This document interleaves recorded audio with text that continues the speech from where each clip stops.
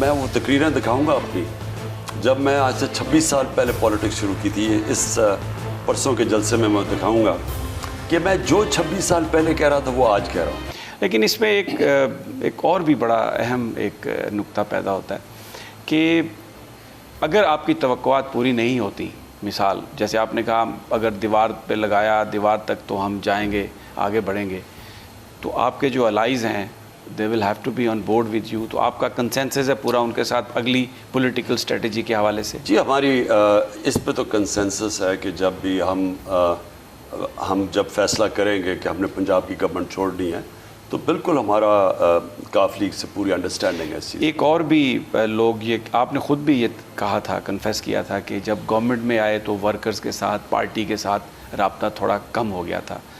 تو ابھی آپ اگر ایک فوری طور پر کسی بڑی موومنٹ کی طرف نہیں جاتے، کسی لانگ مارچ کی طرف نہیں جاتے، تو ٹیمپو کو بھی برقرار، پولیٹیکل ٹیمپو کو برقرار رکھنا بھی ایک چیلنج ہے.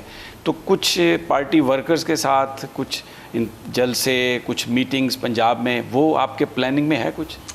دیکھیں پولیٹیکل پارٹی عوام میں جاتی ہے تو میرا تو سارا پلان ہی ہے کہ اپنی ساری میں نے بڑا کور کر چکا ہوں. 4 مہینے میں تقریباً سارا پاکستان کور کر چکا ہوں، لیکن کئی جگہ رہ گئی ہیں. تو میرا پلان ہے ان ساری جگہوں پہ جانا، کیونکہ ہم تو الیکشنز کی تیاری کریں گے، نہیں تو تحریک کی تیاری کریں گے، لیکن جانا تو پبلک میں ہے. پبلک میں آپ جائیں گے. اچھا، بہت سارے لوگ آپ سے ساتھ ساتھ خفا بھی ہوئے بڑے چھوٹے لیول پر. کچھ وہ بھی کوشش کر رہے ہیں کہ جو پارٹی سے لوگ ہٹ گئے، پیچھے اگنور ہو گئے، ان کو بھی دوبارہ آپ لے کے آئیں، اپنے ساتھ ملائیں.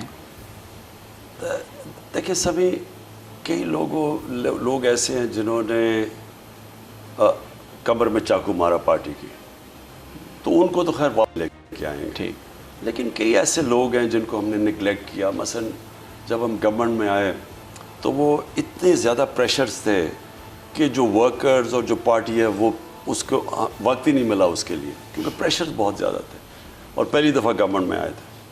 تو ان کو تو وہ جو پیچھے جن کو ہم نے تھوڑا نگلیکٹ کیا ان کو تو ہم نے ساتھ ملانا ہے. ایک دن کے بعد جلسہ ہے، آپ بات کر رہے ہوں گے لاہور میں جا کے انشاءاللہ. Anything particular you want to say to the public at the end of this interview? دیکھیں سبھی میں اپنی قوم کو صرف ایک ہی چیز کہتا ہوں کہ میں ایک وہ پاکستانی ہوں جو کہ پاکستان کے ساتھ بڑا ہوں، اور میرے ماں باپ میں ہمیشہ ان کی جو ساری جنریشن تھی وہ غلامی میں پیدا ہوئے تھے، اور انہوں نے ہمیں بچپن سے اس چیز کا احساس دلوایا تھا کہ بڑے خوش قسمت ہو ایک آزاد ملک میں پیدا ہوا. تو یہ جو آزادی ہے میں وہ تقریریں دکھاؤں گا اپنی جب میں آج سے 26 سال پہلے پالیٹکس شروع کی تھی. اس پرسوں کے جلسے میں دکھاؤں گا کہ میں جو 26 سال پہلے کہہ رہا تھا وہ آج کہہ رہا ہوں.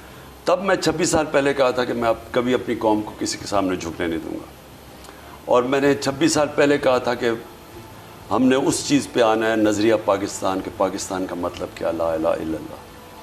میں نے وہی لوگوں کو بتانا ہے کہ یہ میری سٹرگل کوئی آج کی نہیں ہے. میں جب کرکٹ کی گراؤنڈوں پہ بھی تھا نا تو ہم کرکٹ کے ذریعے بتانا چاہتے تھے کہ ہم کسی سے کم نہیں ہیں. میں نے جب کرکٹ شروع کی تھی تو میرے سینئر کہتے تھے کہ انگریزوں سے اگر تم عزت سے ہار جاؤ تو بڑا اچھا ہے. میں جب شروع کی تھی، اور ہم نے اسی ٹائم پہ ایک ٹیم بنی جس نے ورلڈ کپ اور ٹاپ دنیا کی ٹیم بن گئی.